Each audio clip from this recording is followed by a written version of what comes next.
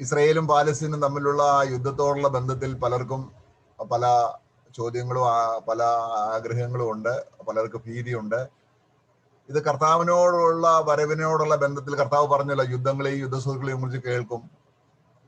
അപ്പൊ കർത്താവ് വരുന്നതിന്റെ ഒരു അടയാളമാണോ ഈ യുദ്ധം എന്ന് പലപ്പോഴും അല്ലെങ്കിൽ പലരും ചോദിക്കുകയും അങ്ങനെ ചിന്തിക്കുകയൊക്കെ ചെയ്യുന്നുണ്ട്. अभी जो इसराइल के बीच में जो युद्ध हो रहा है हमास गाजा, उसके विषय में बहुत लोगों को इसके विषय में डर है। बहुत लोगों को ऐसा लगता है कि क्या हम लोग दुनिया के अंत समय में पहुंच गए, क्या क्या प्रभु का आगमन है क्या? क्योंकि मत्ती का पुस्तक में हम पढ़ते हैं कि अंत समय में बहुत सा युद्ध होगा करके। तो क्या ये युद्ध प्रभु का आगमन के विषय में है क्या करके सब बहुत से भाई लोगों ने इस विषय में पूछा था और बहुत विचलित थे लोग। നമ്മൾ വചനം വായിക്കുന്ന വേദപുസ്തകം, വിശേഷാൽ പഴയ നിയമം ഒക്കെയും വായിച്ചു പരിചയമുള്ളവർക്ക് ഇന്ന് നടക്കുന്ന യുദ്ധത്തോടുള്ള ബന്ധത്തിൽ പറയപ്പെടുന്ന സ്ഥലങ്ങൾ വളരെ സുപരിചിതമാണ്. अगर हम जो पुराने नियम से पढ़कर वाकिफ रहेंगे, उन लोगों को अगर आज का युद्ध चलने वाला जगहों का नाम अगर वो लोग देख लेंगे तो वो नाम बहुत पहचान सा आता है। ഗാസ, അസ്കലോൺ, എക്രോൺ, അസ്തോദ്, അങ്ങനെ നമ്മള് ലെബനോൻ, അങ്ങനെ ഒരുപാട് പേരുകള് ഈ വേദപുസ്തകത്തോടുള്ള ബന്ധത്തിലാണ് ഇന്ന് നമ്മള് ഈ പത്രങ്ങളിലും ന്യൂസുകളിലും ഒക്കെ അറിയുന്നത്. വേദപുസ്തകം അറിയാവുന്ന ഒരാൾക്ക് ആ പദങ്ങളുമായി വളരെ ബന്ധമുണ്ട്. तो जो समाचार पढ़ते होंगे या समाचार देखते रहेंगे, उन लोग इसराइल में लड़ने वाला एक एक जगह का नाम और जहाँ पर युद्ध हो रहा है, आक्रमण हो रहा है, ये सब जो पुराने नियम में वाकिफ लोगों को वो जगहों को जल्दी से पहचान सकते हैं। जैसे कि इसराइल, लेबनान, गाजा, ये सब पहचान वाला जगह लगता है। അപ്പോൾ ഇന്ന് നമ്മളെ ഈ സ്ഥലങ്ങളിലോടുള്ള ബന്ധത്തിലെല്ലാം ദൈവവചനത്തിൽ പ്രവചനങ്ങളുണ്ട്. ഈ ഓരോ, അല്ലെങ്കിൽ ഗാസയ്ക്ക് എന്ത് സംഭവിക്കും, അസ്കലോൺ എന്ത് സംഭവിക്കും, എക്രോൻ എന്ത് സംഭവിക്കും, ഇങ്ങനെ നമ്മള് പാലസ്തീനോടുള്ള ബന്ധത്തിലെല്ലാം തിരുവചനത്തിൽ അനേക പ്രവചനങ്ങൾ എഴുതിയിട്ടുണ്ട്. तो ये सब जगहों के विषय में हम देखते समय में अगर प्रभु का वचन को अगर हम पढ़ेंगे, गाजा, एस्कलोन, ये सब जगहों पर बहुत से भविष्यवाणियां उनके बारे में, जगहों के बारे में लिखा हुआ है। അപ്പൊ ഇങ്ങനെയുള്ള ഈ വാസ്തവത്തിൽ ഇങ്ങനെയുള്ള രാഷ്ട്രങ്ങള് അല്ലെങ്കിൽ ഒരു രാഷ്ട്രമായിട്ട് തീരുന്നതിന് മുൻപേ തന്നെ, അല്ലെങ്കിൽ ദൈവം ഈ സ്ഥലങ്ങളെ കുറിച്ചൊരു പ്രവചനം നേരത്തെ, കാരണം ഇവര് ഇസ്രായേലിനോടുള്ള ബന്ധത്തിൽ എപ്പോഴും യുദ്ധതൽപരരായതുകൊണ്ട് ആ രാജ്യത്തെ കുറിച്ചെല്ലാം ദൈവം നേരത്തെ രേഖപ്പെടുത്തി വെച്ചിരിക്കുന്ന റെക്കോർഡിക്കലായിട്ടുള്ള ചില കാര്യങ്ങളുണ്ട്. तो ये सब जगह है, एक देश बनने से पहले, राष्ट्र बनने से पहले ही परमेश्वर ने उनके विषय में भविष्यवाणी लिखी गई है। ये देश हमेशा उन लोगों को इसराइल के साथ युद्ध करने का एक विचार रहता है, जिसके वजह से प्रभु ने इनके बारे में कुछ बाइबल में रेखा में लिखा गया है। അപ്പോൾ ഈ രാജ്യങ്ങളുമായിട്ടൊക്കെ ഇസ്രായേലിന് പലപ്പോഴും യുദ്ധം ഉണ്ടായിട്ടുണ്ട്. तो ये सब राज्यों के विषय में देखते समय में इसराइल बहुत बार ये देशों के साथ युद्ध किया है। അപ്പൊ ഒരു യുദ്ധം എന്ന് കേൾക്കുമ്പോൾ ഉടനെ കർത്താവ് വരുന്നു എന്ന് ഉള്ള ഒരു ധ്വനി അവിടെ ഉദിക്കുന്നില്ല. തീർച്ചയായിട്ടും ഇത് കർത്താവിന്റെ വരവിനുള്ള ഒരുക്കമാണെങ്കിൽ പോലും നമ്മള് ഈ പറയപ്പെട്ട സ്ഥലങ്ങളുമായിട്ടുള്ള ചില പ്രവചനങ്ങൾ നമ്മള് വചനത്തിൽ പറയുന്നത്, അറിഞ്ഞിരിക്കുന്നത്, വചനം എത്ര സത്യമാണെന്നുള്ളതിന്റെ തെളിവായിട്ട് അത് വെളിപ്പെട്ട് വരികയാണ്. तो भले ही ये सब युद्ध होते समय में प्रभु आ गया है या प्रभु आ चुका है करके ये सब बातों का लक्षण इसमें नहीं दिखता, लेकिन फिर भी ये सब बातें हमारे प्रभु का आगमन का की ओर का तैयारी के विषय में हमें जागरूक कराता है और हमारा प्रभु जल्दी आने वाला है, इस विषय में हमें बोध्य होना है। लेकिन ये सब जो जगह है, ये सब में भविष्यवाणी उसके बारे में लिखा गया है। इस भविष्यवाणी को अगर हम लोग पढ़ेंगे तो हमें मालूम पड़ता है कि पवित्र शास्त्र कितना सत्य है, हमारा प्रभु का वचन कितना सत्य है करके उस विषय में वो भविष्यवाणी को हम सीख सकते हैं। അപ്പൊ ഇസ്രായേല് പഴയ നിയമം തൊട്ട് അനേക യുദ്ധങ്ങള് അയൽവക്ക രാജ്യങ്ങളുമായി ചെയ്തിട്ടുണ്ട്. तो हम देखते हैं कि इसराइल जो देश है, हम देखते समय में वो बहुत बार अपने पड़ोसी मुल्कों के साथ उन लोगों ने युद्ध किया है। 1948 അവരൊരു രാഷ്ട്രമായി കഴിഞ്ഞതിന് ശേഷം തന്നെ ഏകദേശം 10-ലധികം ചരിത്രപരമായി തന്നെ യുദ്ധങ്ങൾ ചെയ്തിട്ടുണ്ട്. सन 1948 जब इसराइल देश दोबारा पुनर्स्थापित हुआ, नक्शे में वापस इसराइल देश आया, वो उस समय से लेकर अभी तक हम देखते समय में लगभग 10 से ज्यादा युद्ध में इसराइल भागी हुए हैं। അപ്പൊ ഇന്ന് ഗാസ എന്ന് പറയുന്ന സ്ഥലത്തെ കുറിച്ച് തിരുവചനം എന്ത് പറയുന്നു, അത് എന്താണ് ആ സ്ഥലത്തിന്റെ പ്രാധാന്യത എന്നതിനെ കുറിച്ച് അല്പം ഒന്ന് ചിന്തിക്കാൻ ആഗ്രഹിക്കുന്നു. तो इसके लिए आज गासा के विषय में जो जगह है, उस स्थान के बारे में पवित्र शास्त्र उस विषय में क्या कहता है, उसका मूल्यता क्या है, उसमें वचन के द्वारा थोड़ा बांटना चाहता हूँ. നമുക്ക് പുതിയ നിയമത്തിൽ അപ്പോസ്തല പ്രവൃത്തി അതിന്റെ 8-ാം അധ്യായം 26-ാം വാക്യം ഒന്ന് വായിക്കാം. प्रेरितों का कार्य 8:23 में हम पढ़ते हैं. 8:26.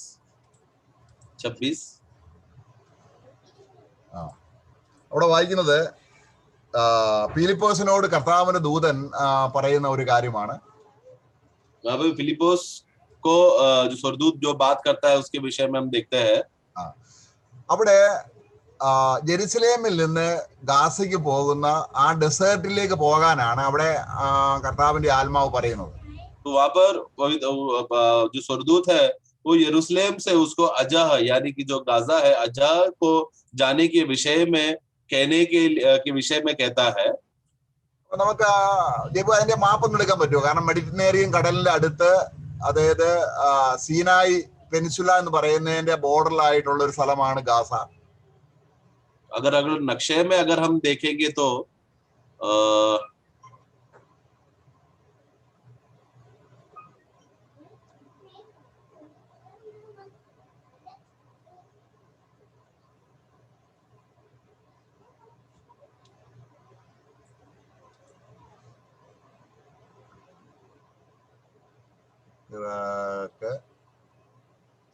गाजा स्ट्रिप, ഗാസ, ഈ ഗാസ സ്ട്രിപ്പ് എന്ന് പറയുന്നത് ഇസ്രായേലിനോട് ചേർന്ന് കിടക്കുന്ന ഗാസ, അതായത് ഈ കാണുന്നതെല്ലാം മെഡിറ്ററേനിയൻ സീ ആണ്. तो ये जो लाल पट्टी है ये जो है गाजा के विषय में यहाँ पर हम पढ़ते हैं. उसके बाजू में जो है मेडिटेरियन समुद्र है.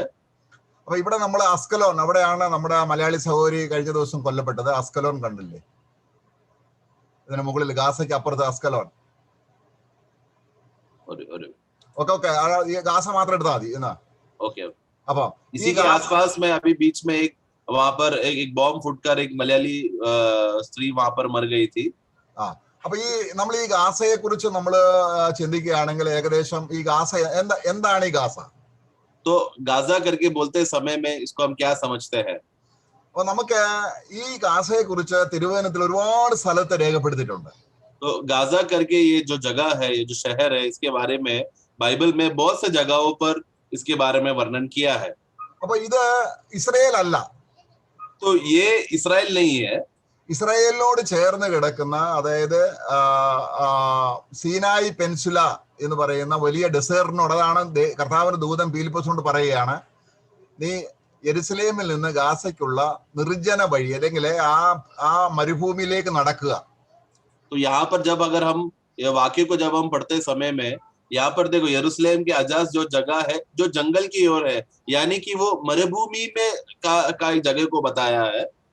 അപ്പം ആദ്യമായിട്ട് നമുക്ക് ഈ ഗാസയെ കുറിച്ച് ചെറിയൊരു ചരിത്രം, അതിന്റെ ചരിത്രം എന്താണെന്ന്, അല്ലെങ്കിൽ എന്താണ് ഗാസയ്ക്ക് ഇത്രയും പ്രാധാന്യം വചനം പറയുന്നത് നമുക്ക് നോക്കാം. तो इसके लिए वचन में गाजा को इतना मूल्यता क्यों दिया है, उसका इतिहास क्या है करके उसके बारे में हम थोड़ा समझेंगे. നമുക്കറിയാം, ഇത് ഫെലിസ്തര് നമ്മുടെ സാംസൺ, അതായത് നമ്മളെ ന്യായാധിപന്മാരുടെ പുസ്തകത്തിൽ നമുക്കൊരു വാക്യം വായിക്കാം. हम लोग न्याय के पुस्तक में शिमशोन को के बारे में हम लोग पढ़ते हैं. അതിന്റെ 16-ാം അധ്യായം 20-21 വാക്യം ഒന്ന് വായിക്കാട്ടെ. उसका 20 और 21 हिंदी में पढ़ेंगे. उसका 15ന്റെ 20 ആണോ? 16ന്റെ, സോറി 16. ന്യായാധിപന്മാരുടെ പുസ്തകം 16-ാം അധ്യായം അതിന്റെ 20-21 വാക്യങ്ങൾ. 16 का 20 और 21 में हम पढ़ते हैं. तब उसने कहा, हे शिमशोन, फलिस्ती तेरे घात में है. तब वह चौंक कर सोचने लगा कि मैं पहले के नाई बाहर जाकर झटकूंगा. वह तो न जानता था कि यहोवा उसके पास से चला गया है. तब फलिस्तियों ने उसको पकड़कर उसकी आंखें फोड़ डाली और उसे अज्जा को ले जाके पीतल की बिड़ियों से जकड़ दिया और वह बंदीगृह में चक्की पीसने लगा. അവനെ കണ്ടുപൊട്ടിച്ച് അവനെ എവിടെ കൊണ്ടുപോയി നമ്മൾ വായിച്ചത്? तो उसका आंखें फोड़कर उसको कहां पर लेकर गया? ഗാസയിലേക്ക് കൊണ്ടുപോയി. अजा यानी कि उसको अंग्रेजी में गाजा करके जो जगह है वहां पर लेकर गया. അപ്പൊ അന്ന് മുതലേ ഗാസ എന്ന് പറയുന്നത് ഫെലിസ്തീന്റെ ഒരു പട്ടണമാണ്, ഒരു ഫെലിസ്തര് താമസിക്കുന്ന ഒരു സ്ഥലമാണ്, ഫെലിസ്തരുടെ ദേശമാണ്. तो उस दिन उस समय से हमें एक बात तो मालूम पड़ता है ये वाक्य से कि गाजा जो है फिलिस्तीन लोग निवास करने का एक जगह है। പിന്നെ നമ്മൾ വായിക്കുന്നുണ്ട് അവിടെ 1 ശമൂവേൽ എല്ലാം ഒരുപാട് സ്ഥലത്തുണ്ടെങ്കിലും 1-2 സ്ഥലം ഒന്ന് റെഫർ ചെയ്യുക മാത്രം ചെയ്യാണ് ചെയ്യുന്നത്. बहुत से वाक्य है लेकिन सब वाक्य में लेना नहीं चाहता, 1-2 मूल्य वाक्य लेना चाहता हूँ। पहला शमूएल में हम पढ़ते हैं, അപ്പോൾ ഈ ഫെലിസ്തര് ഇസ്രായേലിന്റെ പെട്ടകത്തെ അല്ലെ യുദ്ധത്തിൽ ഏലിയുടെ മക്കള് ആയിട്ടുള്ള സമയത്ത്, ഏലി ഉണ്ടായ സമയത്ത് പെട്ടകം പിടിക്കപ്പെട്ടു. അവര് അത് ഫെലിസ്ത ദേശത്തേക്ക് കൊണ്ടുപോയി. हम देखते हैं कि जब एली के जो बच्चे हैं उस समय में, जीते समय में उन लोगों के पाप की वजह से हम देखते हैं कि जो संदूक है फिलिस्ती लोगों ने उस संदूक को पकड़ा और गाजा की ओर लेकर गया था। അപ്പോൾ അന്ന് അവര് ഈ പട്ടണങ്ങളിൽ കൊണ്ടുപോയപ്പോൾ ഓരോ പട്ടണത്തിലും അവർക്ക് ഓരോരോ ബാധ ഉണ്ടായി. तो जैसा ये फिलिस्ती देश में एक एक नगर में लेके जाते समय में वो एक एक नगरों में वहां पर एक शराब का दशा अवस्था होने लगा, बीमारियां होने लगी। അവിടെ 5 പ്രധാന നഗരത്തെ കുറിച്ച് ഫെലിസ്തരുടെ 5 പ്രധാന പട്ടണങ്ങൾ പറയുന്നുണ്ട്. അതിന്റെ 6 അധ്യായത്തിന്റെ 17 വാക്യം ഒന്ന് വായിക്കാം. उसका 6 का जब 17 पढ़ते समय में फिलिस्ती देश का 5 नगरों के बारे में वहां पर हम पढ़ते हैं 17 वाक्य में। सोने की गिलटियां जो फिलिस्तियों ने यहोवा की हानि बनने के लिए दोषबलि करके दे दी थी, उनमें से एक तो अश्दोद की ओर से, एक अज्जा, एक अश्कलोन, एक गत और एक इक्रोन की ओर से दी गई थी. അപ്പൊ ഈ 5 പട്ടണങ്ങളിൽ പ്രധാനപ്പെട്ട ഒരു പട്ടണമാണ് ഗാസ. तो ये 5 नगर हम जो पढ़ते समय में उसमें से एक जगह है गाजा या अज्जा. അപ്പം പാരമ്പര്യമായിട്ട് തന്നെ ഈ ഗാസ എന്ന് പറയുന്നത് ഫിലിസ്തീനയുടെ ദേശമാണ്. तो हम इसे हमें मालूम पड़ता है कि ये जगह जो है ये फिलिस्ती देश का जगह है. ഇനിയും നമുക്ക് ആ പഴയ മാപ്പിലേക്ക് വരാം. നമുക്ക് അതിന്റെ ഒരു ചെറിയൊരു ചരിത്രം പറയാൻ ഉദ്ദേശിക്കുന്നു. अभी ये इसका एक छोटा सा एक इतिहास मैं बताना चाहता हूँ. അപ്പൊ നമ്മള് ഈ ഗാസ എന്ന് പറയുന്ന സ്ഥലം അത് മുസ്ലിംസിന്റെ കയ്യിലാണെങ്കിൽ തന്നെയും अलेक्जेंडर चक्रवर्ती वന്ന് ഈ ഗാസ കീഴടക്കി. हम देखते हैं कि उन दिनों में जब ये भले ही मुस्लिम लोग के देश के अधिकार में होते समय में जो अलेक्जेंडर द ग्रेट है, अलेक्जेंड्रियोस, जिसने पूरा दुनिया को कब्जा किया था, उन्होंने आकर ये जगह को कब्जा किया. അതിനുശേഷം അതിനെ ഓട്ടോമൻ എംപററുടെ കീഴിലായിരുന്നു ഈ രാജ്യം കിടന്നിരുന്നത്. उसके बाद ये ऑटोमन नाम का जो राज्य है, बहुत बड़ा सम्राट है, उनके अधीन पर ये पूरा जगह, ये स्थान, तुर्की और गाजा और इजराइल, ये जो अब नक्शे में हम देख रहे हैं, ये सब उस राज्य सम्राट के अंदर था. പിന്നീട് കാലങ്ങൾ കഴിഞ്ഞപ്പോൾ ബ്രിട്ടീഷുകാര് നമ്മുടെ ഇന്ത്യയിൽ വന്നതുപോലെ ഈ പാലസ്തീനിലും വന്ന് രാജ്യം സ്ഥലം കൈകേടപ്പെടുത്തൽ ഗാസ അവരുടെ കീഴിലായി. और उसके बाद हम देखते हैं कि जिस तरह अंग्रेजों ने कुछ समय के बाद, जैसा अंग्रेजों ने भारत देश पर कब्जा किया था और राज्य हुकूमत किया, उसी समय में कुछ समय के बाद अंग्रेज देशों ने ये जगह जो हम देखते हैं, इजराइल, गाजा, टर्की, ये सब लेबनान, ये सब जगहों को उसने जो ऑटोमन एम्पायर जो सम्राट के अधीन पर था, उन लोग से युद्ध करके उनसे जीत गया और उसने अपने कब्जे में किया. അതിനുശേഷം ഇത് ബ്രിട്ടീഷുകാരെ ഓരോ രാജ്യത്തിൽ നിന്നും അവര് രാജ്യങ്ങൾ വിട്ടുപോകുമ്പോൾ ഇവര് ഗാസയും വിട്ടുപോയപ്പോൾ ഈ സ്ഥലമെല്ലാം ഈജിപ്തിന്റെ കീഴിൽ വന്നു. तो जब फिर अंग्रेज लोग जब वापस जो क्या है हुकूमत वापस उधर के लोगों को देते समय में, और वो अपना अपना देश को लौट रहे थे, जब इजराइल जब वापस अपने देश में लौटा तो ये सब जगहों को मिस्र देश ने कब्जा किया. അപ്പൊ നമ്മള് വായിക്കുന്നുണ്ട് ഇസ്രായേൽ 1948 അവർ രാഷ്ട്രമായി കഴിഞ്ഞ ആ ദിവസം തന്നെ അടുത്തുള്ള രാജ്യങ്ങളെ, ഈജിപ്റ്റ് അതുപോലുള്ള രാജ്യങ്ങളെല്ലാം അവരോട് യുദ്ധം ചെയ്തു. हम देखते हैं कि हम ये इतिहास में हम पढ़ते हैं जब 1948 पे जब इस्राएल एक राष्ट्र घोषणा करके हुआ, जब वापस वो लोग नक्शे में आए, उनको एक देश मिला, नगर मिला, तब तुरंत आसपास के पड़ोस के लोग जैसे कि मिस्र, लेबनान, ये सब लोग उनके ऊपर आक्रमण करने, उनको कब्जा करने के लिए आया, युद्ध किया उन लोगों ने. അങ്ങനെ അവര് യുദ്ധം ചെയ്തപ്പോൾ അവർക്ക് എന്ത് സംഭവിച്ചെന്നറിയാമോ? तो युद्ध करते समय में उनके साथ क्या हो गया? അവർക്ക് യെരുസലേം അതിന്റെ പകുതി ഭാഗം നഷ്ടപ്പെട്ടു. കിഴക്കൻ ഭാഗം യെരുസലേം ഈജിപ്തിന്റെ കീഴിലായി. तो उस युद्ध में हम देखते हैं कि यरूशलेम का कब्जा उनसे हट गया और आधा यरूशलेम का भाग मिस्र देश के हाथों में चला गया. എന്നാൽ 1968 6 ദിവസത്തെ ഒരു യുദ്ധം ഉണ്ടായി. लेकिन सन 1968 68 में फिर से एक 6 दिन का युद्ध हुआ. ആ യുദ്ധത്തിൽ ഇസ്രയേൽ ചെയ്തത് അതായത് ബെസ്റ്റ് ബാങ്ക്, അതായത് നമ്മള് കർത്താവിന്റെ സമയത്ത് പറയപ്പെടുന്ന ജുഡിയ സമരിയ എന്ന സ്ഥലത്തിനാണ് ഇപ്പോൾ ബെസ്റ്റ് ബാങ്ക് എന്ന് പറയപ്പെടുന്നത്. तो वो उस समय में जो बेस्ट बैंक करके जो जगह है, यानी कि प्रभु के समय में जो जुदिया समरिया करके जो नगर बोला जाता था, वहां पर से അത് ഈജിപ്തിന്റെ കീഴിലായിരുന്നു.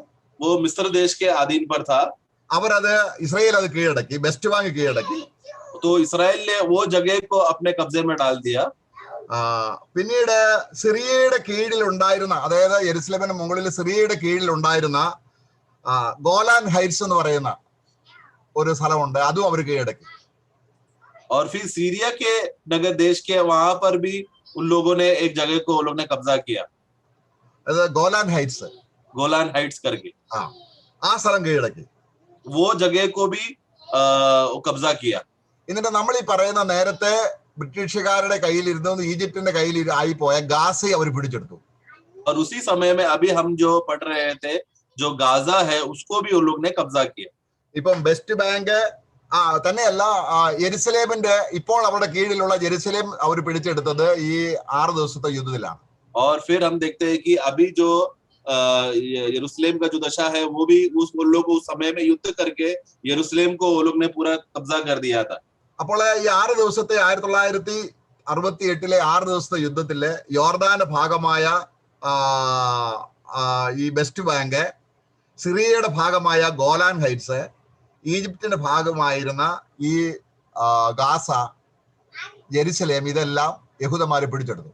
तो इसलिए तो उस सन 1968 का जब उस युद्ध में हम देखते समय में क्या हो गया कि जब वो इजराइल लोगों ने वापस, उन लोगों ने वो देश को, यानी कि उसमें से एक है जो गाजा का ये, और सीरिया का एक देश में, और वेस्ट बैंक का ये नगर में उन लोगों ने उसको कब्जा किया. എന്നാൽ 2004 UN-യുമായിട്ടുള്ള ഒരു സമാധാന ഉടമ്പടിയിൽ ഈ ഗാസയിൽ ഉണ്ടായിരുന്ന ആൾക്കാർക്ക് സ്വന്തം ദേശമില്ലാത്തത് കൊണ്ട് ആ ദേശം പാലസ്തീനികൾക്ക് വിട്ടുകൊടുക്കാനായിട്ട് UN തീരുമാനിച്ചു. लेकिन 2005 अल्ले 2005 लेकिन 2005 में यूएन का जो संगठना है, वो संगठना में गाजा के उन लोगों ने अपेक्षा किया कि हमें देश में रहने के लिए एक देश नहीं, एक नगर नहीं, इसलिए हमें भी एक नगर चाहिए बोलकर इसराइल के साथ एक शांति का करार बांध के उन लोगों ने गाजा को वापस एक नगर के रूप में अपने वापस उनको दे दिया. അങ്ങനെയാണ് ഗാസ ഇന്ന് ഏകദേശം 40 കിലോമീറ്റർ ചുറ്റളവിലുള്ള ഈ സ്ഥലം മുസ്ലിംസ് ആണ്. അവിടെ ഏകദേശം 2 കോടിയിലധികം ജനങ്ങൾ താമസിക്കുക. तो इसलिए आज हम जो गाजा करके देखते हैं, लगभग 2 करोड़ मुस्लिम के आबादी के लोग वहां पर रहते हैं. ഇനി നമ്മള് ഇതിനെ കുറിച്ചുള്ള ഈ ഗാസ എന്ന് പറയുന്ന പ്രത്യേക ഞാൻ പറഞ്ഞല്ലോ, ഗാസയെ കുറിച്ച്, അസ്കലോണ്, എക്രോൺ, അതുപോലെ ഈ ഫെലിസ്ത രാജ്യങ്ങളിലുള്ള ഓരോ സ്ഥലത്തെ കുറിച്ചും പ്രവചനങ്ങളുണ്ട്. तो हमने जैसा अभी अपने वचन में अभी हमने पढ़ा, जैसे कि गाजा के बारे में और एस्कलोन के बारे में, ये सब जो नगर के बारे में, ये सब बाइबल में उसके विषय में भविष्यवाणी है. ഇപ്പോൾ അസ്തോദ്, അസ്കലോൺ എന്നീ ഫലങ്ങളൊക്കെയും ഇസ്രായേലിന്റെ കീഴിലാണെങ്കിലും അതെല്ലാം അവർ വിട്ടുകൊടുക്കേണ്ടി വരും. ഹർമദോൻ യുദ്ധത്തിൽ ഇതെല്ലാം വീണ്ടും അവർക്ക് മുസ്ലിംസിനായിത്തീരും. तो अभी ये जो अस्कलोन करके ये जो जगह है और अशोद करके ये जो जगह है, ये सब भले ही इसराइल के अधीन पर है, आने वाले युद्ध के दिनों में, समयों में क्या होगा, मुस्लिम देश उसको कब्जा करेगा. ഇനി നമുക്ക് എന്താണ് ഈ ദേശത്തിന് വരാൻ പോകുന്നതിനെ കുറിച്ച് നമുക്കൊരു പ്രവചന വാക്യം വായിക്കാം. യെരമ്യാവിന്റെ പുസ്തകം 47 അധ്യായം. हम लोग इस देश में क्या होने वाला है करके यिर्मयाह का पुस्तक उसका 48 में 48 में हम एक वाक्य पढ़ते हैं. അതിന്റെ 4-5 വാക്യം, उसका 4 और 5 में हम पढ़ते हैं. होरोनाइम से चिल्लाहट का शब्द सुनो, नाश और बड़े दुख का शब्द सुनाई देता है. 4 और 5.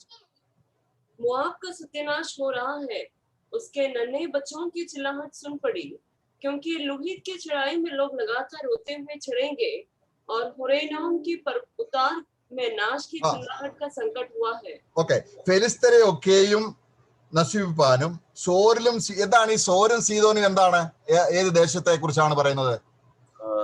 പണ്ട് ചില സ്ഥലങ്ങൾ അതേ പേരിൽ തന്നെയാണ്, മാറ്റമില്ല. എന്നാൽ ചില സ്ഥലങ്ങൾക്ക് ചില മാറ്റങ്ങൾ സംഭവിച്ചിട്ടുണ്ട്. एक्चुअली 47 का 4 पढ़ना, क्योंकि सब फलिश्तियों के नाश होने का दिन आता है और सोर और सिदोन के सब बचे हुए सहायक मिट जाएंगे। हाँ, तो सोर और सिदोन, तो ये सब, ये जो है पुराना नाम है, लेकिन ये सब फलिस्ती देश के राज्य के रहने वाले नगर है. അല്ലല്ല, ഫെലിസ്തരെ ഒക്കെയും നശിപ്പിക്കുന്നത് സോറും സീദോനും എന്ന് പറയുന്ന ലെബാനോ അതിനോട് ചേർന്ന സ്ഥലങ്ങൾ ഇവരെ സഹായിക്കുന്ന സഹായികളാണ്.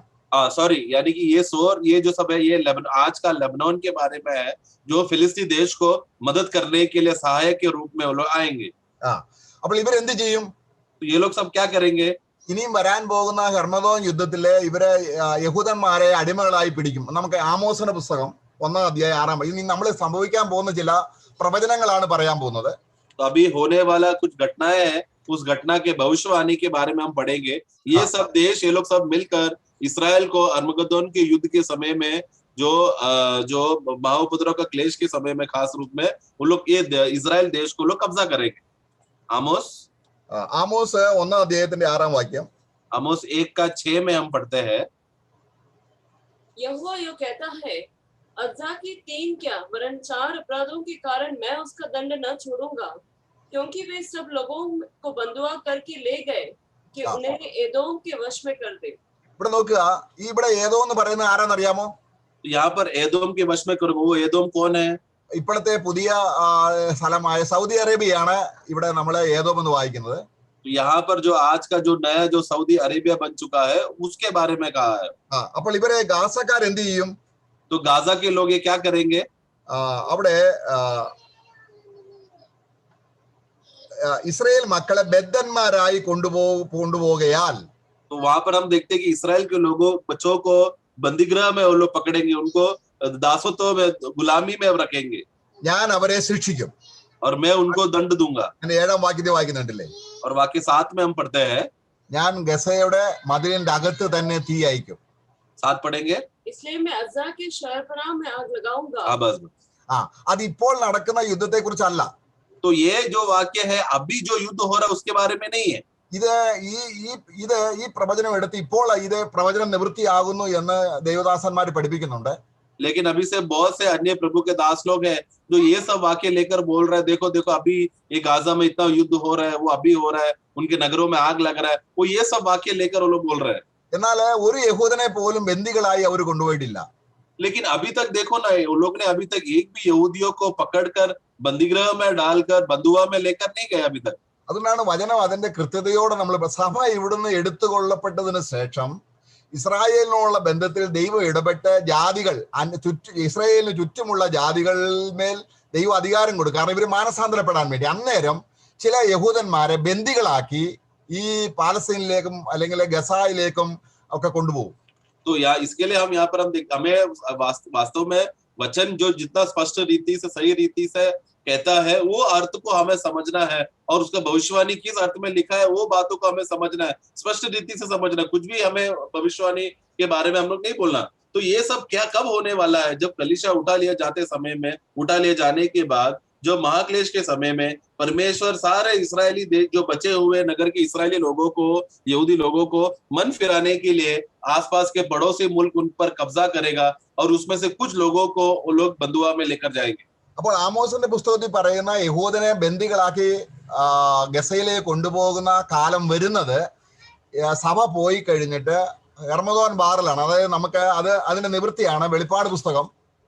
तो ये अभी अपना आमोस 1:6 में पढ़ते समय में, क्योंकि वो सब लोगों को बंधुओं में लेकर जाएगा, जो अभी पढ़ रहे हैं, उसका पूर्तिकरण कब होने वाला है? कलीसिया उठा ले जाने के बाद, महाक्लेश के अंत में समय में, जब अर्मगदोन के युद्ध होते समय के विषय की बातें हैं. ये सब जो हो रहा है, जो हम लोग प्रकाशित वाक्य में भी अगर हम पढ़े तो प्रकटीकरण का पुस्तक रेवलेशन 13-ന്റെ 10-ാം വാക്യം, उसका 13:10 में हम पढ़ते हैं.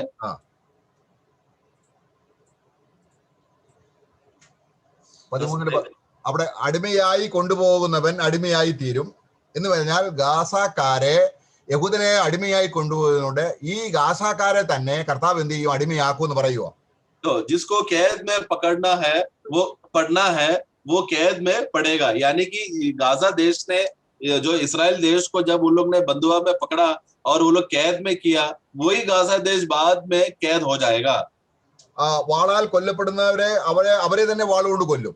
जो तलवार से मरेगा अवश्य है कि वो तलवार से ही मरेंगे। ഈ അടിമയായി കൊണ്ടുപോകുന്നത് ഇവിടെ പറയുന്ന വിശുദ്ധന്മാർ, അവിടെ 13 അധ്യായത്തിന്റെ 10-ാം വാക്യത്തിന്റെ അവസാനം പറയുന്നുണ്ട്, ഇവിടെ വിശുദ്ധന്മാരുടെ സഹിഷ്ണുത ആവശ്യം എന്ന് പറയുന്നത് സഭയെ ഉദ്ദേശിച്ചല്ല.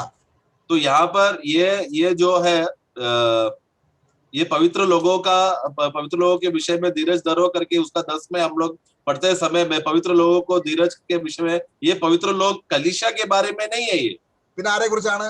बल्कि किसके बारे में है?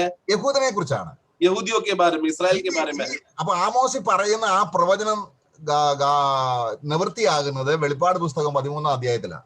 तो आमोस 1:6 में हमने जब गाजा कब्जा करेगा और उनको बंधुआ में लेकर जाएगा करके हमने जो पढ़ा, वो बात जो प्रकटीकरण का पुस्तक में है, जो पढ़ते हैं वहां पर पूरा हो रहा है। അപ്പോൾ ഇവിടെ ദൈവം അവരോട് വാസ്തവത്തിൽ അബ്രഹാമിനോടുള്ള ഉടമ്പടിയിൽ ദൈവം പറഞ്ഞിട്ടുണ്ട്. जब परमेश्वर ने अब्राहम के साथ वाचा बांधते समय में प्रभु ने ये बात कहा था, അതായത് നമ്മള് ഉൽപ്പത്തി പുസ്തകം അതിന്റെ 12-ാം അധ്യായത്തിന്റെ 3-ാം വാക്യത്തിൽ ദൈവം എന്താ പറയുന്നത്? उत्पत्ति का पुस्तक 12:3 में वहां पर हम क्या पढ़ते हैं? 12:3 अल्ले और जो तुझे आशीर्वाद दे उन्हें मैं आशीष दूंगा, और जो तुझे कोसे उसे मैं शाप दूंगा, और भूमंडल के सारे कुल तेरे द्वारा आशीष पाएंगे.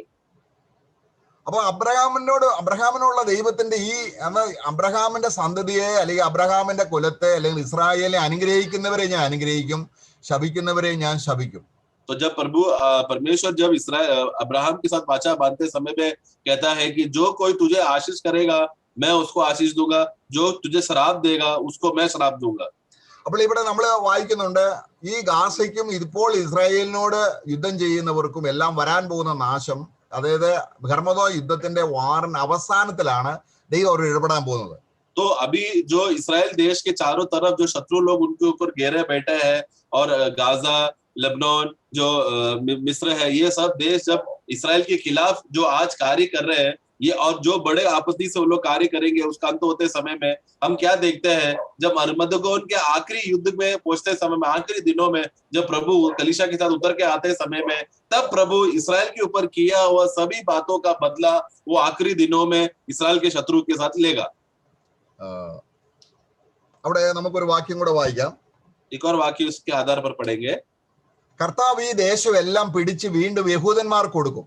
और प्रभु ये सारा देश को कब्जा करके वापस इसराइल को वो देगा. അവിടെ നമുക്ക് സെഫന്യാവിന്റെ പുസ്തകം വായിക്കാം. സെഫന്യാവിന്റെ പുസ്തകം 2-ാം അധ്യായം.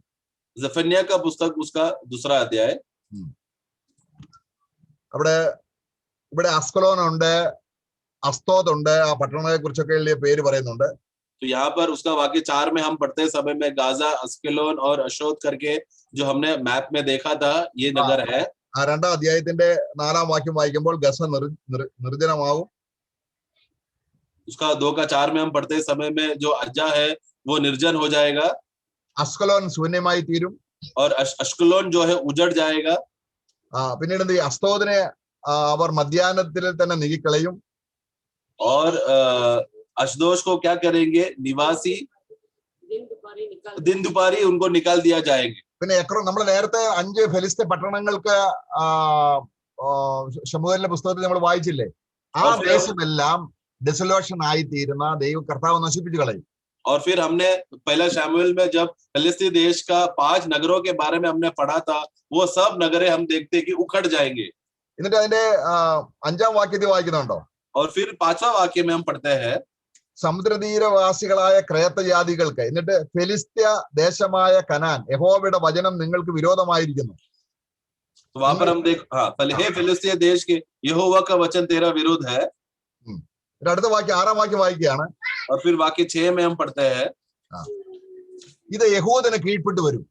നേരത്തെ വായിച്ച ഈ അസ്കലോന്, അസ്തോദ്, ഈ എക്രോന്, ഗാസ, ഇതെല്ലാം കർത്താവിന്റെ 1000 ആണ്ട് വാഴ്ചയോടുള്ള ബന്ധത്തിൽ ഇത് യഹൂദന്റെ കീഴിൽ കൊണ്ടുവരും. तो ये सब क्या होगा? ये जो अजा है, यानी कि गाजा और अश्कलोन और अजदोद, ये सब बातें, एक्रोन, ये सब नगरे 1000 वर्ष के राज्य में परमेश्वर उनको इसराइल के अधीन में कर देगा. അപ്പം സമുദ്രതീരം നമ്മൾ നേരത്തെ വായിച്ച സമുദ്രതീരം സോർ സീദോൻ, നമ്മൾ നേരത്തെ വായിച്ചില്ലേ? സോർ സീദോൻ और हमने पहला हम लोग सोर और सिदोन के बारे में जो हमने पढ़ा था, ഇന്നത്തെ ലെബനോൻ जो आज का लेबनान है, അതെന്തായി തീരും? वो क्या हो जाएगा? അതാണ് നമ്മള് 2:6 വാക്യം. वही हम 2:6 में हम पढ़ते हैं. ഈ ലെബനോൻ എന്ന് പറയുന്ന സ്ഥലം ഇടയന്മാർക്കും കുടിലുകളും ആട്ടിൻകൂട്ടങ്ങൾക്ക് തൊഴുത്തുകൾക്കുള്ള യഹൂദന്റെ ആടിനെ തീറ്റുന്ന സ്ഥലമായിട്ട് കർത്താവ് അത് വിട്ടുകൊടുക്കും. तो ये जो लेबनान देश है, जो परमेश्वर जो इस्राएल के खिलाफ हमेशा कार्य करता है, वो 1000 वर्ष के राज्य में क्या होगा? बाकी 6 पढ़ेंगे. और उसी समुद्र तीर पर चरवाहों के घर होंगे और भेड़शालाओं समेत चराई ही चराई होगी. ये इस्राएल के देश के लिए उनके चरवाह और उनके भेड़ों के लिए चरवाही का चराई हो जाएगा. താഴോട്ടുള്ള വാക്യം വായിക്കുമ്പോൾ അതിന്റെ 7-ാം വാക്യം കൂടെ വായിക്കാം. और 7वां वाक्य भी पढ़ेंगे. अर्थात वही समुद्र तीर यहूदा के घराने के बचे हुए को मिलेगी, वे उस पर चराएंगे, वे अश्कलोन के छोड़े हुए घरों में सांझ को लौटेंगे, क्योंकि उनका परमेश्वर यहोवा उनकी सुधि लेकर उनके बंधुओं को लौटा ले जाएगा. അതിന്റെ 7-ാം വാക്യത്തിൽ നമുക്ക് അല്പം ഒരു തെറ്റാണ്. അത് പിന്നെ ഹിന്ദിയിലും മലയാളത്തിലും 7-ാം വാക്യം. उसका 7वां वाक्य में जो हमने अभी जो पढ़ा है उसमें थोड़ा सा एक मिस्टेक है. Turn away their captivity. നമ്മൾ നേരത്തെ വായിച്ചില്ലേ, ആമോസിന്റെ പുസ്തകത്തിൽ വായിച്ചില്ലേ, യഹൂദനെ അടിമയായി കൊണ്ടുപോകുമ്പോൾ ഈ അടിമകളെ തിരിച്ച് കർത്താവ് കൊണ്ടുവരുമെന്നാണ് വായിക്കുന്നത്. हाँ, उधर देखो, उधर जो बंधुआ है वो जो विषय में है, ബന്ധുവായ ശരിയാ, ഹിന്ദി ശരിയാണ്. बंधुआ को लौटा ले आएंगे.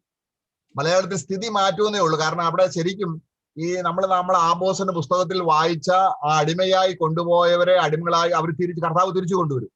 तो हमने आमोस के पुस्तक में जब हमने देखा ये गाजा के लोग, ये लोग क्या करेंगे, इसराइल देशों को के नगर के लोगों को बंधुआ में लेकर जाएंगे करके पढ़ा. वही बात जब हम लोग 1000 वर्ष के राज्य में जब प्रभु क्या करेगा, जो भविष्यवाणी में हम देखते हैं कि ये बंधुआ लोगों को लौटा ले आएगा करके प्रभु कहता है. हिंदी में वो सही लिखा है, वापस उनको, तो बंधुए में लोगों को प्रभु उनको लौटा देगा, वापस लेकर आएगा.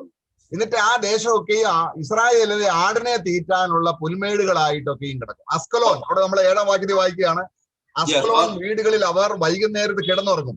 और फिर हम क्या देखते हैं, जिस नगरों में उनको लेकर गया था, खास रूप में अस्कलोन का नाम यहाँ पर लिखा है. ये अस्कलोन देश में उधर के नगर के उधर क्या हो जाएगा, इस्राएल लोग क्या करेंगे, शाम को सांझ में वो लोग वही नगर में जहाँ पर बंदीगृह में फंसे थे, वो लोग वही उनका घर बन जाएगा और वो लोग सांझ को आएंगे और उधर विश्राम करेंगे. അപ്പം ഗാസ, അസ്കലോൻ, അസ്തോദ്, എക്രോൺ, അല്ലെങ്കിൽ പിന്നെ ലെബനോൻ, ഈ ദേശമെല്ലാം കർത്താവ് യഹൂദന് തിരിച്ചു കൊടുക്കും.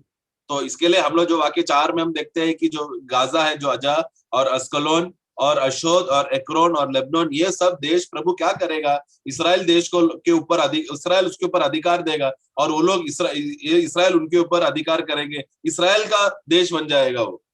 അപ്പം കർത്താവ് ഇസ്രായേലിനോട് ഇടപെടുന്നതിനുള്ള ബന്ധത്തിൽ അപ്പോഴാണ് ഇസ്രായേലിനെ, ഇപ്പം ഇസ്രായേൽ ജയിച്ചെന്ന് പറഞ്ഞാലും ഇനി ഇവർ മനം തിരിയാൻ വേണ്ടി ജാതികളുടെ കയ്യിൽ, ഇനി മുസ്ലിംസിന്റെ കയ്യിൽ ദൈവം അവരെ ഏൽപ്പിച്ചു കൊടുക്കും. तो वास्तव में वो 1000 वर्ष के राज्य में रहेगा, जब इस्राएल वास्तव में युद्ध जीत कर शांति पूर्वक जीने वाला है.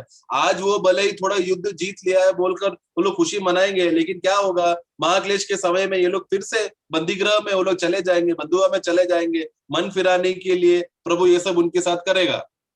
ഇവിടെ നമുക്ക് വേണമെങ്കിൽ ഒരു പ്രവചനം കൂടെ വായിച്ച് എടുക്കാനുണ്ട്. ഒരു പ്രവചനം കൂടെ, അതായത് ഇവർക്ക് അന്ത്യത്തോടുള്ള ബന്ധത്തിൽ നമ്മൾ സെക്രിയ പ്രവചനത്തിലാണ് ഇനി ഇവരുടെ ലാസ്റ്റ് കാര്യങ്ങൾ പറഞ്ഞിരിക്കുന്നത്. നമ്മൾ യെരമ്യാവിന്റെ പുസ്തകത്തിൽ കണ്ടു, പിന്നെ നമ്മള് സെഫന്യാവിന്റെ പുസ്തകത്തിൽ കണ്ടു, ആമോസിന്റെ പുസ്തകത്തിൽ കണ്ടു. ഇനിയും ഇതേ കാര്യം തന്നെ സെക്രിയാവിന്റെ പ്രവചനത്തിലുണ്ട്. നമുക്ക് അവിടെ നമുക്ക് അതിന്റെ സെക്കരിയാവിന്റെ പുസ്തകം 9-ാം അധ്യായം, അധ്യായം 9, അവിടെ സോരും സീദോനും എന്ത് സംഭവിക്കുന്നു, ലെബനോൻ എന്ത് സംഭവിക്കും എന്നുള്ളതാണ്. सोर और सीदोन यानी कि लेबनान के साथ क्या होगा करके वहां पर हम देखते हैं. 3-ാം വാക്യം, उसका 3रा वाक्य में हम पढ़ते हैं. सोर ने अपने लिए एक गढ़ बनाया और धुली के किनकों की नाई चांदी और सड़कों की खींच के समान चौका सोना बटो रखा है.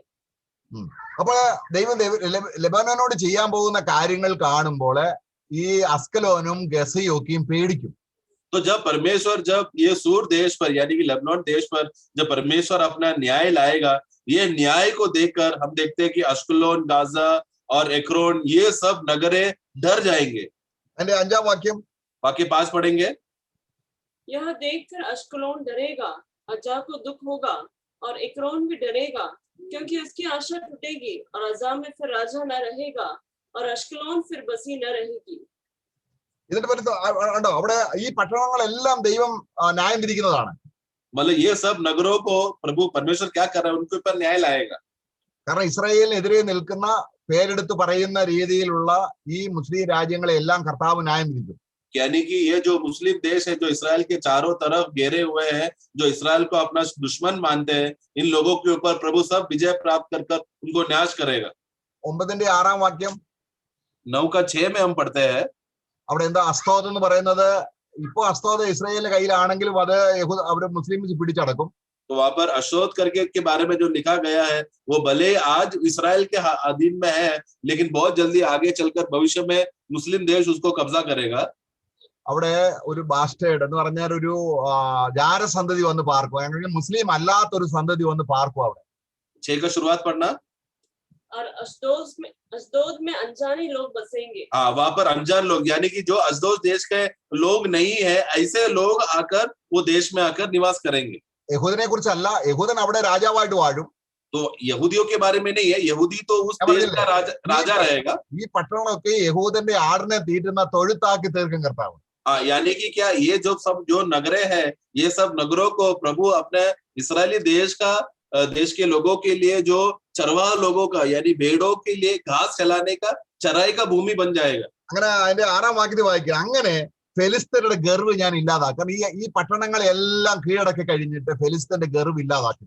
तो इस तरह वो सारे नगरों को प्रभु हराने के बाद वहां पर हम क्या पढ़ते हैं कि इस प्रकार मैं फलिस्तियों को देश का जो गर्व है उसको मैं तोड़ दूंगा।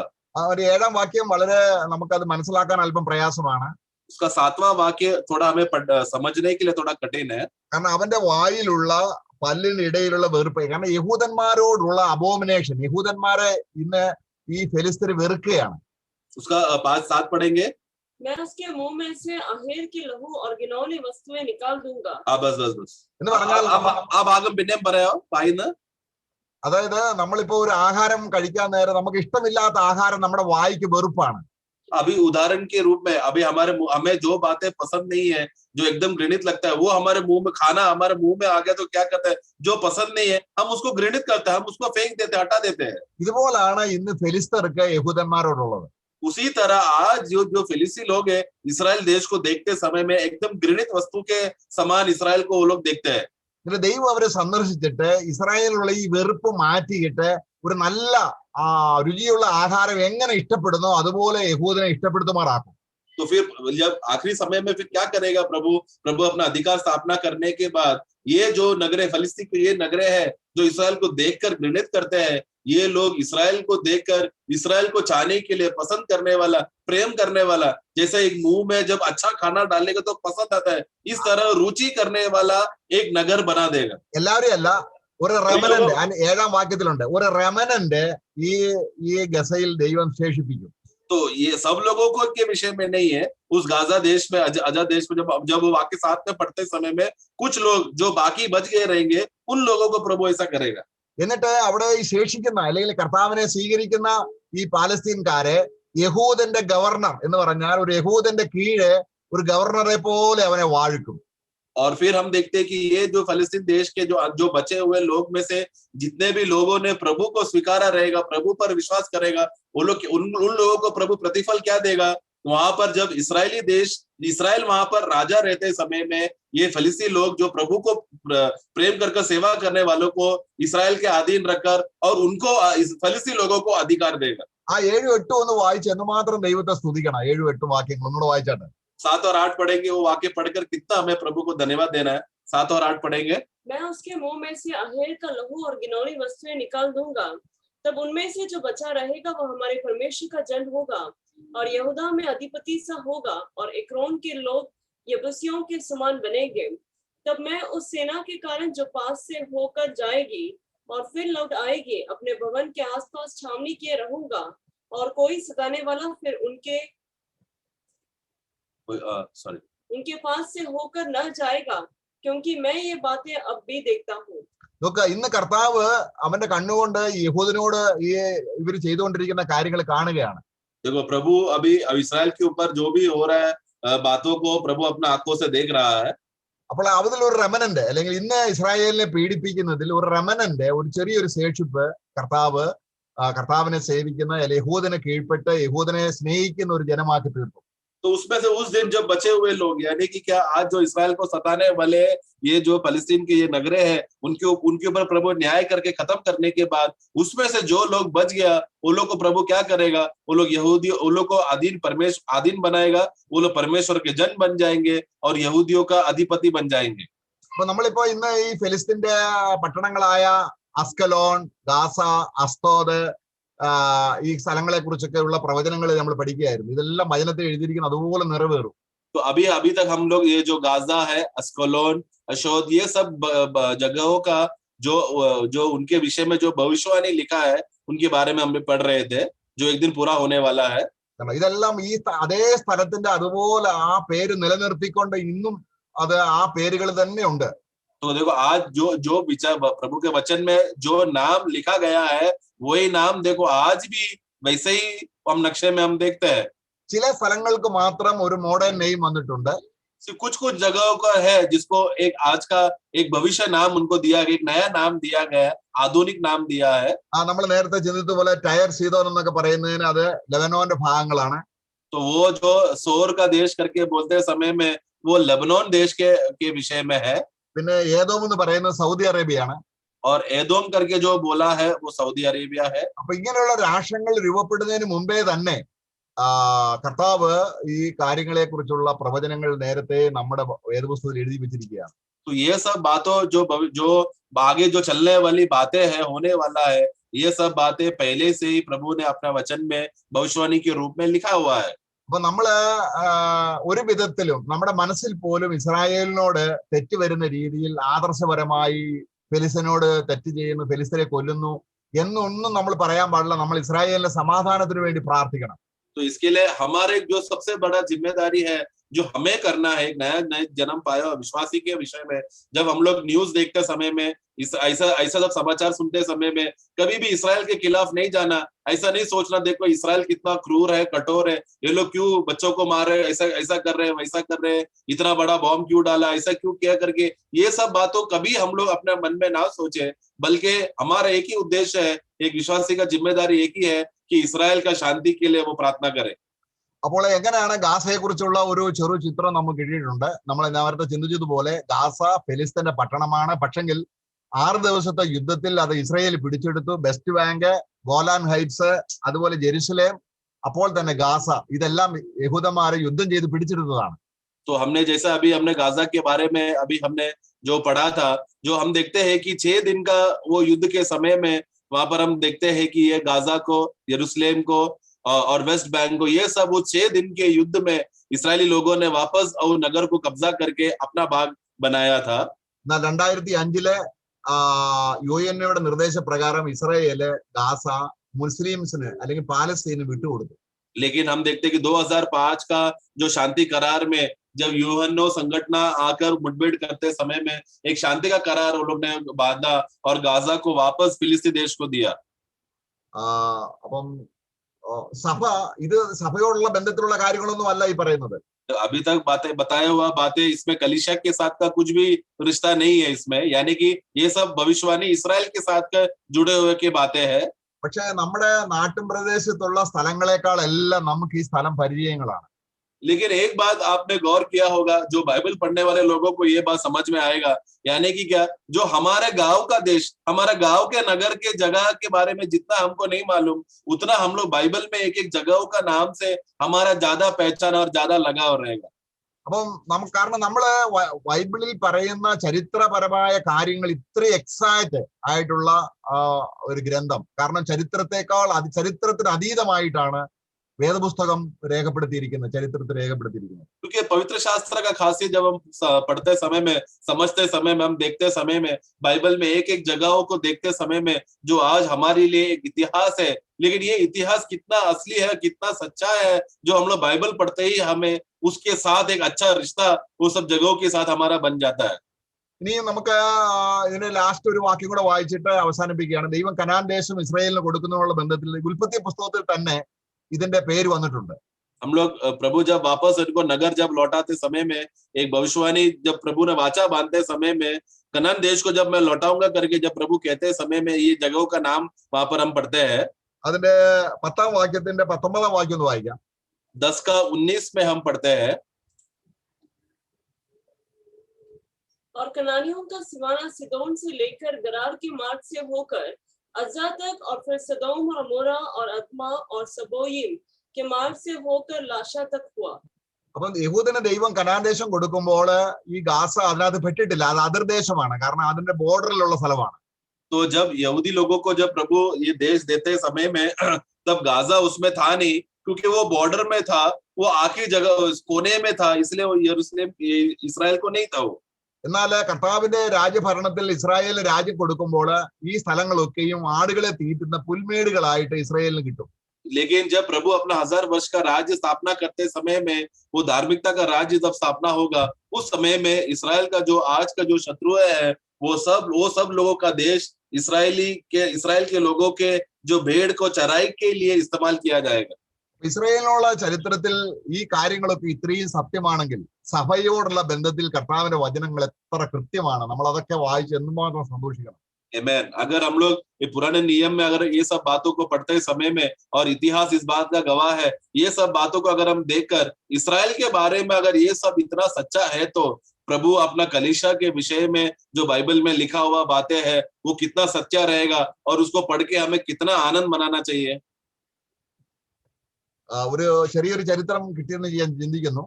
आप लोगों को एक छोटा सा एक इतिहास के बारे में एक अभ्यास छोटा सा मिला होगा करके मैं विश्वास करता हूँ. കർത്താവ് അവരോട് ഇടപെടുന്ന ഒരു കാലം വരും. प्रभु उनके साथ मुठभेड़ करेगा, वो मुठभेड़ करने का एक दिन आ रहा है. അതിനു മുമ്പ് നമ്മളെ ഇവിടുന്ന് മാറ്റും. लेकिन उसके पहले प्रभु इस्राएल की ओर मुड़ने से पहले प्रभु पहला कलीसिया को यहाँ से उठाएगा. എന്നാൽ ഇപ്പോൾ നടക്കുന്ന യുദ്ധം കർത്താവിന്റെ അല്ലെങ്കിൽ വചനത്തിൽ പറയുന്ന ഹെർമോദോൻ യുദ്ധം അല്ല. लेकिन अभी जो युद्ध हो रहा है वो युद्ध आर्मगदोन के साथ या महाक्लेश के साथ कुछ भी रिश्ता नहीं है. वो दिन उसका बात है ही नहीं. ഓക്കെ, സഹോദരന്മാർക്ക് ആർക്കെങ്കിലും എന്തെങ്കിലും സംശയം ഉണ്ടെങ്കിൽ ചോദിക്കാം. भाइयों को अगर कुछ समस्या है तो पूछ सकते हैं. പറഞ്ഞായിരുന്നു സഭ എന്നല്ല, വീണ്ടെടുക്കപ്പെട്ട ഒരു വിശ്വാസി ഒരിക്കലും ഇസ്രായേലിനെതിരെ ചിന്തിക്കരുത് എന്ന്. അതെ അതെ അതെ. അപ്പോൾ എനിക്ക് തോന്നുന്നു 19-ാം നൂറ്റാണ്ടിലും അവസാനവും 20-ാം നൂറ്റാണ്ടിന്റെ ആരംഭത്തിലൊക്കെ യൂറോപ്പിലുള്ള ക്രിസ്ത്യാനികളാ ഈ യഹൂദന്മാരെ പീഡിപ്പിച്ചത്. അതെ അതെ. അപ്പം ദൈവം അവർക്കെതിരെ എന്തെങ്കിലും ശിക്ഷ വിധിക്കുമോ? നമ്മള് ക്രിസ്ത്യാനികൾ എന്ന് പറയുമ്പോൾ സഭ പീഡിപ്പിച്ചു എന്ന് പറയുന്നില്ലല്ലോ. സഭ പീഡിപ്പിച്ചതല്ല, അവർ യേശുവിനെ ക്രൂശിച്ചു എന്ന് പറഞ്ഞ് ആ രീതിയിൽ അവർ പീഡിപ്പിച്ചെന്നാ പറയുന്നത്. അവര് രക്ഷിക്കപ്പെട്ടവരല്ല പറഞ്ഞത്. ശരിയാ. കാരണം ഈ കാത്തലിക്സ് എന്ന് പറയുന്നത് അവർ ആരും രക്ഷിക്കപ്പെട്ടതല്ലോ. രാഷ്ട്രമായിട്ട് അവര് ദൈവം അവരോട് ഇടപെടുമോ? भाई का ये सवाल था कि जब जैसा हमने अभी थोड़ी देर पहले सुना कि हम एक विश्वासियों का जिम्मेदारी होता है कि कभी भी हम लोग इस्राएल के खिलाफ हम ना जाए, बल्कि इस्राएल की शांति के बारे में हम लोग उनके लिए प्रार्थना करें. तो हम देखते हैं कि जब सन 19वीं सदी और 20वीं सदी के शुरुआत में बहुत से यहूदी लोगों को मसीह धर्म के लोगों ने उनको बहुत सताया था, क्योंकि वो लोग बोलने लगे थे ये यहूदी तुम लोगों ने यीशु को मार डाला, क्रूस पे मारा करके. ऐसा बहुत से मसीह धर्मों ने मिलकर यहूदियों को बहुत सताया था. तो उनके साथ क्या होगा? तो वास्तव में देखा जाए तो कलीसिया ने कभी भी इस्राएल को सताया नहीं है. ये जो सताने वाले लोग कौन थे? जो नया जन्म जिसका हुआ नहीं, जो नामदारी कलीसिया के लोग है, उन लोग थे जो सताया था. इसलिए वो लोग अन्य जाति के समान ही गिना जाएगा. कलीसिया के साथ उनका कोई रिश्ता नहीं है. നമുക്ക് കർത്താവിനെ റോമൻ പടയാളികൾ പിടിച്ച് പത്രോസ് വാളെടുത്തപ്പോൾ കർത്താവ് പറഞ്ഞത് എന്താണ്? പ്രത്യേകിച്ച് പീലാത്തോസിനോട് പറഞ്ഞു, എന്റെ രാജ്യം ഈ ഭൂമിയിൽ നിന്നല്ല, എന്റെ രാജ്യം ഭൂമിയിൽ നിന്നാണെങ്കിൽ എന്റെ സേവകരോട് ഞാൻ പറയുകയും അവരത് പോരാടുകയും ചെയ്യും. പക്ഷെങ്കിൽ എന്റെ രാജ്യം ഭൗമികമല്ല, ഭൂമിയിൽ നിന്നല്ല. ആയതുകൊണ്ട് വാളുകൊണ്ടുള്ള ഒരു പോരാട്ടവും സഭയുടെ ഭാഗത്തുനിന്നും ഉണ്ടായിട്ടില്ല. എന്നാൽ ക്രിസ്തുവിന്റെ പേര് പറഞ്ഞുള്ള നാമധേയ സഭകളാണ് കുരിശുയുദ്ധങ്ങൾ നടത്തി അനേകരെ കൊന്നിട്ടുള്ളത്. तो प्रभु को जब हम देखते हैं कि प्रभु को जब पकड़वाया गया था और उनको पूछताछ करते समय में खास रूप में पिलातुस ने जब उसको पूछा तो प्रभु ने उसको क्या जवाब दिया था, देखो मैं सत्य के लिए आया हूँ और मेरा राज्य वो इस दुनिया का नहीं है। अगर मेरा इस दुनिया का राज्य होता तो मेरे सेना आते थे और युद्ध करके वो जीत आते थे। और पत्रोस को भी प्रभु ने कहा है कि जब वो तलवार लेकर आते समय में काटते समय में प्रभु ने कहा कि तलवार से उस तलवार को रख दे, क्योंकि जो तलवार से जिएगा वो तलवार से मरेगा। प्रभु अपना राज्य स्थापना करते समय में किसी के साथ जोर जबरदस्ती करके अधिकार जताकर तलवार लेकर युद्ध करके कब्जा करने वाला ऐसा कोई भी कार्य प्रभु नहीं करता, क्योंकि वो प्रभु के खिलाफ का बातें है। നമുക്ക് യോഹന്നാന്റെ സുവിശേഷം അതിന്റെ 18 അധ്യായത്തിന്റെ 36 വാക്യം വായിക്കാം. യോഹन्ना 18 का उसका 36 हम पढ़ेंगे। जॉन 18:36।